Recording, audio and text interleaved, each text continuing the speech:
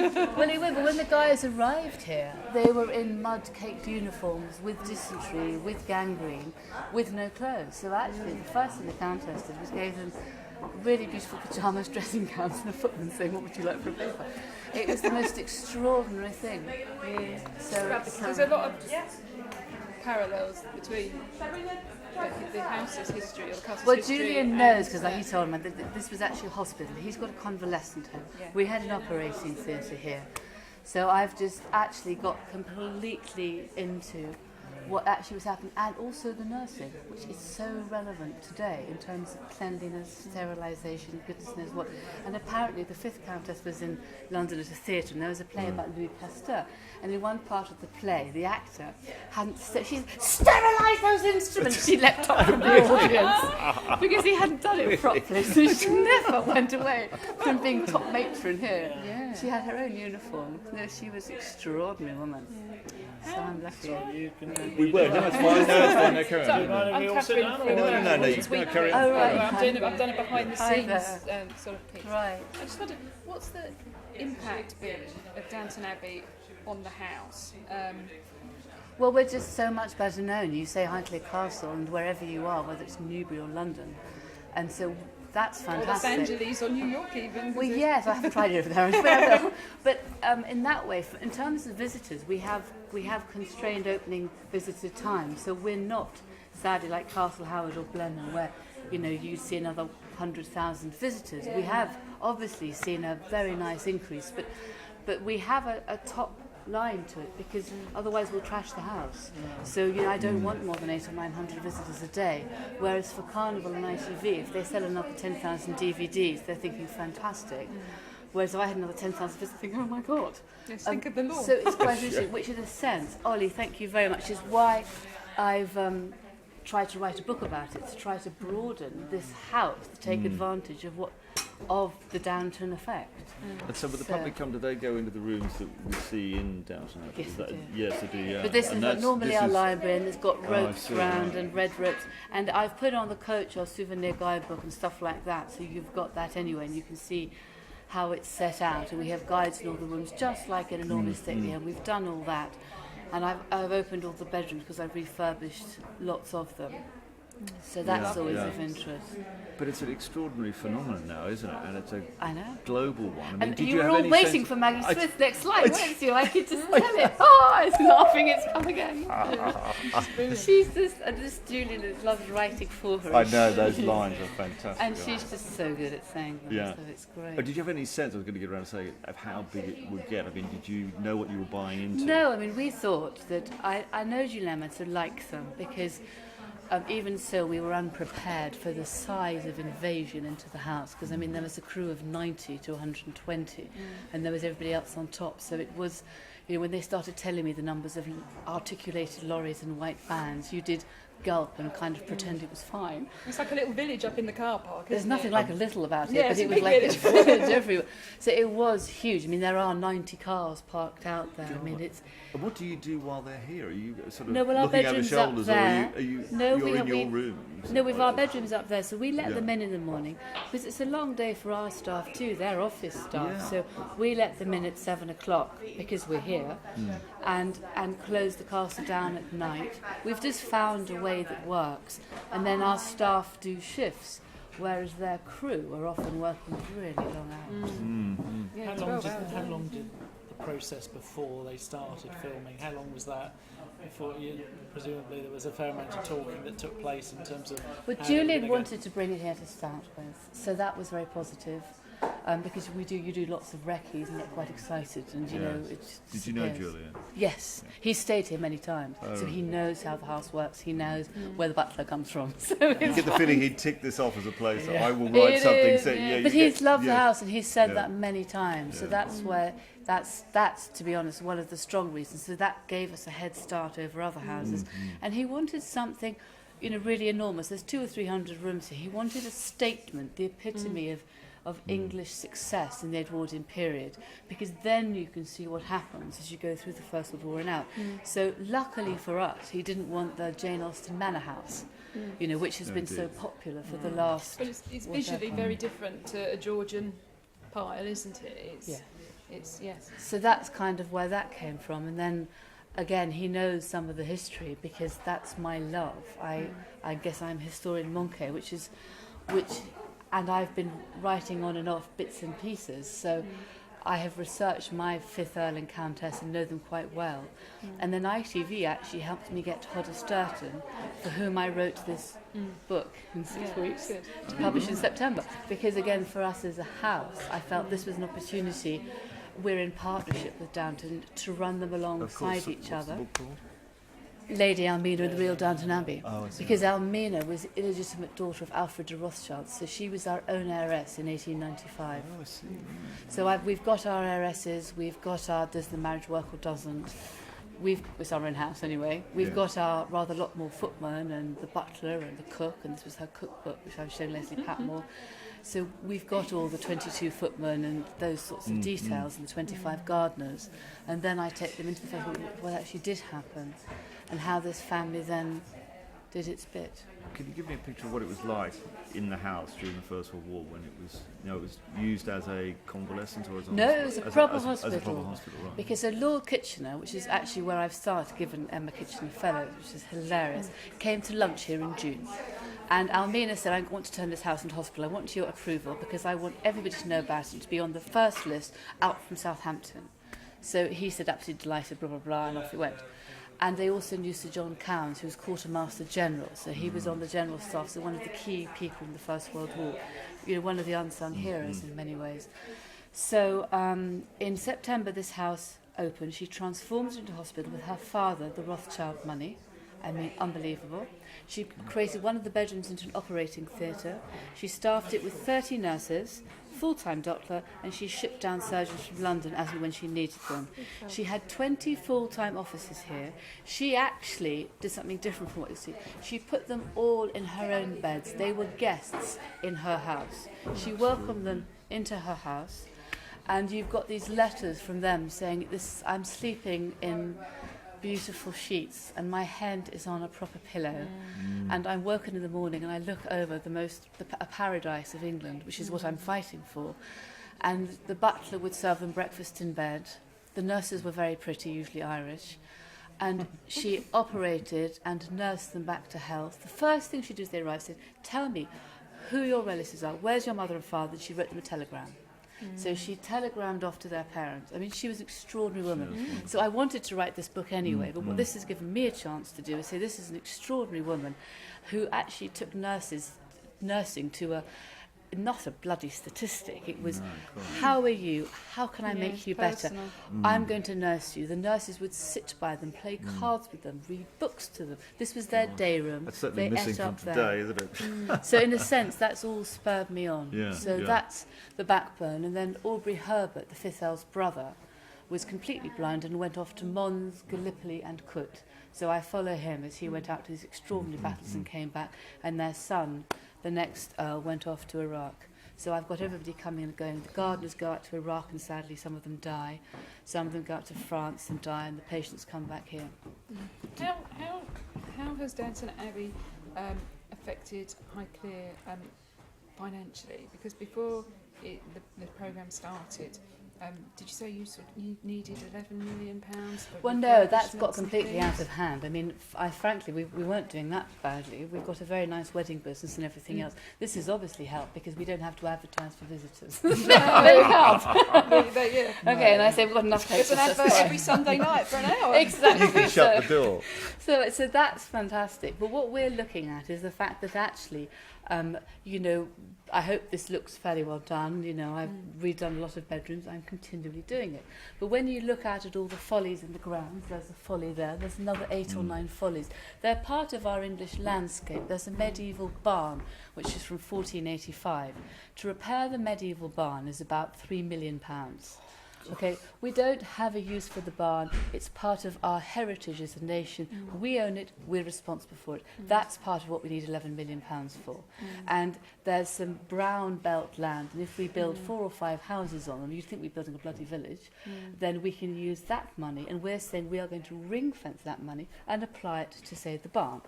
Or if there's a gatehouse that's falling down, we can repair that. So that is what we're trying to say. It's the same with every single estate. Castle Howard does it. Blenheim has already done this enabling development. It allows you to use land which may not come into development for the next 5 or 10 years. Funny enough, the land may come in anyway, but our point is that we're trying to actually be brighter than bright and say we are ring fencing, we're using it for a completely disinterested purpose. And English Heritage have no money like the rest of England, and this is a piece of legislation which allows this bigger stately homes to bring forward potential development land and apply that money solely to that. To save themselves, really. To save themselves. For other I generations. can't buy Ferraris or yachts. It has to go to that, but that's not what I'm about anyway. You know, I have It's a bit very more nice views. like we see in the programme, the whole programme's about it, but it's a big responsibility. That's why National Trust have got so many properties, you know, sort of given to But them they and stuff, because they couldn't you keep can't going. keep them open because they're just so. So I think this is So fun it's because such a- it's our home. Visitors who come around really enjoy it because it hasn't just got flock wallpaper Yeah. with empty tables and dusty surfaces. It's got sort of, it's a mixture between, I don't know, to the manor born and, you know, through the keyhole because it's Yeah. all pokey nosy, which is actually more Home, fun. you know, it feels like a home as well. And that's the point of It's very doing it. homely. And do you think Julian's saying anything interesting about class in it? And I know he sort of you can never really pin him down on it, but I mean, do you is it sort of rehabilitating the aristocracy and how we think about them in any sort of a way? Well, I think it is because it's otherwise the aristocrats are all good, aren't they? And the bad rather, and the servants are all good. There's a complete divide there above and below stairs. So I think this is much more realistic, and you can see how it mixes and matches. And actually, these houses survive if you have a good Earl and Countess, and you can't have staff turnover here because that's when you lose the value, the knowledge, the history. So, you know, some of the people who work for me here, my oldest employee is 87, working full time, and the youngest is 18. So it's a very paternalistic, exactly. So like it is. So Downton that's Abbey. exactly as it is done. So it is. So some of the people here have been here for 50 odd years. And the What wealth do you of make their knowledge. Sorry, what do you make of Cora? I mean, as a character, do you relate to her at all? Probably less, not really. Well, firstly, you know, Julian obviously knows that George and I are not. I'm not American, which makes it No. easy because there's no direct comparison, which is also easy. I probably am much more interwoven into the household, so I probably do know what's going on and who's keen on who. And she always seems much more up there and doesn't quite know what's going on. So I think I'm definitely, well, I guess I cluck around, which is one of the ways that a countess works around people, but above and below, and then every so often I relate to my husband what he needs to know. It's a need-to-know basis. And every so often the staff says to me, "Have you told your husband?" I said, "Not yet, finding the All a time." good time, yeah. Good time basis. Which is sort of how it kind of works. Do you think some of these landed families that give up their houses need to think twice about it, need to work a bit harder to make them work in the modern world? I think it's jolly hard to make them work. I think for us the position of being quite near London, I mean, look, you've all come down here today because we're not far from London. So location is so important. And it's then, I think, Georgia, we've both worked. You know, I'm a chartered accountant. I've worked, I've tried things, I've won, I've failed, I've fallen flat on my face, so has he. And that helps you as well. I think if you inherit when you're in your 20s, probably pretty disastrous. And I think in the olden days it was more forgiving, and maybe you could, an estate could survive a poor generation. Today I do think you can lose an estate like this in 6 months. In 6 months? I think you can. If you invest, you know, like they did you do in a golf course. No, If you borrow and then you can't repay. If you invest in something, I mean, I think in a sense what we're good at doing is being a stately home. We're not a hotel. You know, we're not Thorpe Park.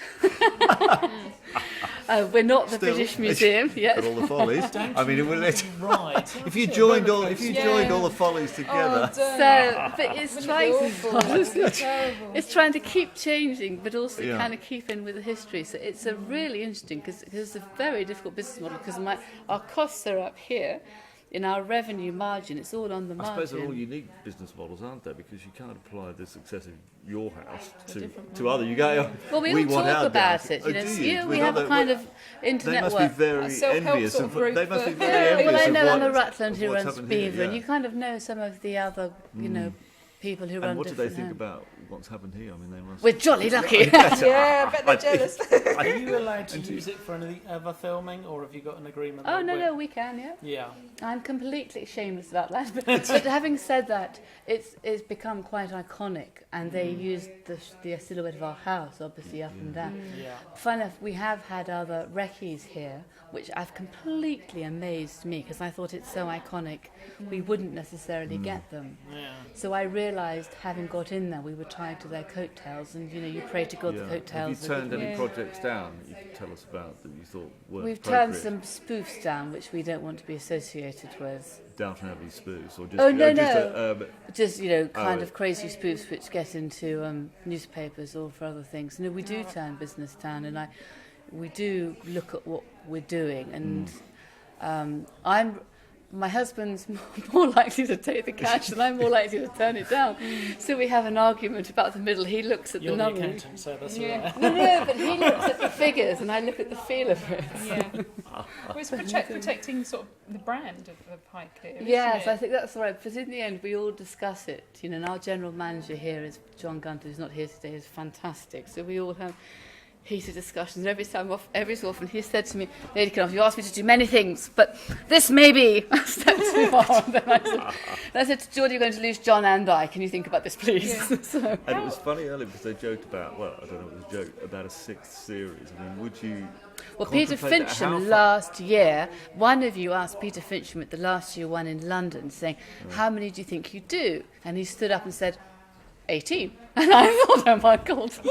But I think these Will houses... you get to a for point where Julian- you want to shut the door? I'd have thought, I mean, I don't know, I'd have thought there's also be a point where Julian won't want to do it. So, I mean, I think these houses, if you have something very successful this year, which I think will be better than last year, which I think it will, you're obviously not going to not do it. I mean, I know the length of our contract, which obviously would suggest you're going further on.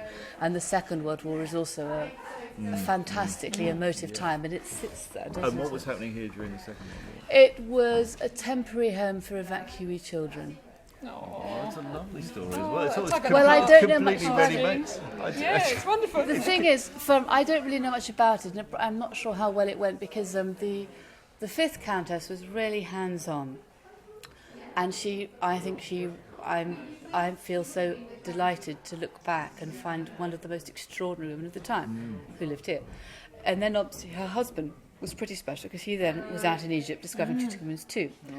Their son and the new Chatelaines moved in, and sadly that marriage broke up. So by the Second World War there was just Geordie's grandfather living here, so there was less control over what was going on. It was emptier perhaps, but on the other hand maybe that's also a story. Do you feel that Downton Abbey is sort of, in part, a little bit even, sort of safeguarded the future, or the near Yes. future? I think it has, because I think it's made us an iconic house, and I want to think that people are going to enjoy coming here. And you know, I love trees, so we've planted a lot of trees out here, and cedars, and I'm trying to plant all the different. There's a cedar which fell down, which was a cedar deodaris, which means gift from God. So I've planted 2 more, and I want to think that in 150 years' time, someone is still looking at them. And in some ways, I think Downton Abbey has helped safeguard that. Another gift from God, isn't it? I don't know. I always thank God. People will still want to come here even when the series is long finished. They'll Well, still at because of Castle Howard, because I know Simon Howard quite well, and they've still had Bridesheads, you know, gone on, and that was one. Another ITV production. Another, I know.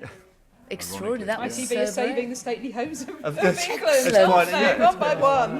Well, actually, Peter Pinchon wanted to do. We've done Countrywise with them, coming out Yes, I saw just that. before, Yes. I think, Yeah. Downton Abbey, which he thought was quite fun to show about how we work with the trees and the gardens here for the real Oh, right. Downton Abbey, to wrap that up. So that's which we did. We normally. I mean, I'm delighted that Downton here, and it's about the house. But you know, George and I try and step out. We're about the house, not about us. But with the Countrywise thing, it's really all about farming, and I hoped positive things. So we have done that actually. So.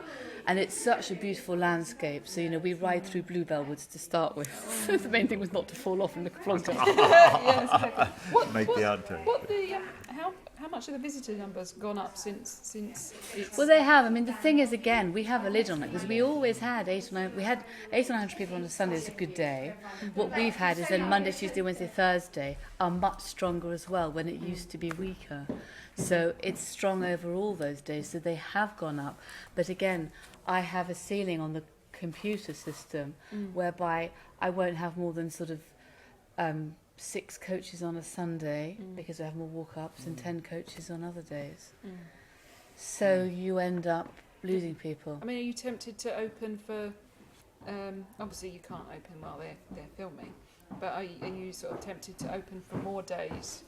I'm opening in October because that's in the middle of the Downton season, and last year we got quite a lot of saying, why aren't you open, you silly twits? So I thought, great. Yeah. And we've opened for 4 days, and on the 4th day I'm doing a huge day for all the army charities.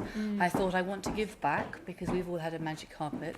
So I'm doing a day for the Royal Army Benevolent Fund, the British Legion, Help for Heroes. It's called Heroes at Highclere, and I've got the guns from the First World War coming with the Royal Artillery. Wow. I've asked the volunteers from Wooden Bastard if they would like to walk behind the guns so we can give them 2 minutes silence and thanks for what they've done. Sorry, I've got when was that? When did you say? 16th of October. I'm just going to try and start putting it on the website. I've just been trying to get sponsorship and I've decided I wouldn't normally do it because it's so bloody short notice. But the army are amazing. I've got some of the Royal Tournament displays, when they jump up the top of each other. I've got the Moth Club, because Geoffrey de Havilland took off from here 100 years ago. Right. They're doing a fly past. Wonderful. We've got a church service out on the lawns.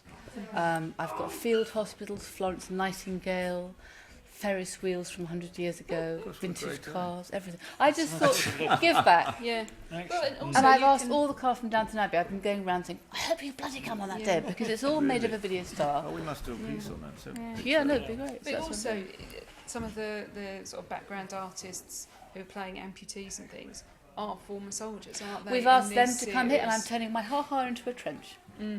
Because what else was done with the ha-ha? So you'll be helping the people that we're going to see on... Yes, the guys from Norfolk who've done those trenches are coming down here with the amputees, and they're turning the ha-ha, which is out there, into a trench for the day. So people can understand. My husband doesn't know everything about this yet, obviously. I told him. Well, the dear will no You'll doubt tell him enjoy over that, breakfast won't that they? morning. You'll tell him over breakfast that morning. Oh, by the way, What's this going on at Highclere? I can just see him freaking out. No, he knows some of it. He came along to a meeting with the Royal Army Medical Corps about something else, and I was because they're helping me quite a lot, and they've their bands coming along, and he says, "What's she doing? What's this?" And I thought, "Oh my God!" But it's better to know. And I was in front of other people, so he couldn't get that across. Yes, exactly. But he's fine. He's completely pro it. But sometimes I have a bright idea, and it turns into quite something. Just snowballs. Yeah. But it's a good thing to do. That Yes, sounds it great. is. That Yeah, really does. Very good. Anyway, Thank you very much. Thank you. I tell you, but it's I'm really sorry. not at all. But anyway, have a quick cup Oh, of look, tea. yeah, no, that's.